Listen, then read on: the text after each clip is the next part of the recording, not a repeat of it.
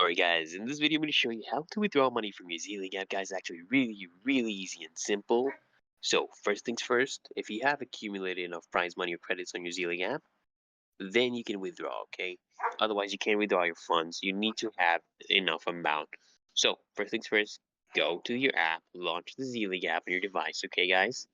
And then what I want you to do is access your profile, tap on your profile icon to open the profile menu, okay guys?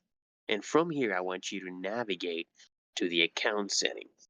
So you can initiate the cash out process. So at the top of the settings page, you will see your account balance.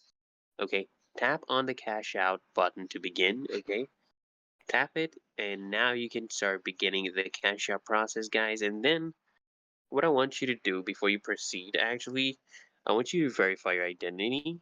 Okay. I need you to upload a valid government issued ID. So you're gonna do it through their third-party verification partner that's called Persona.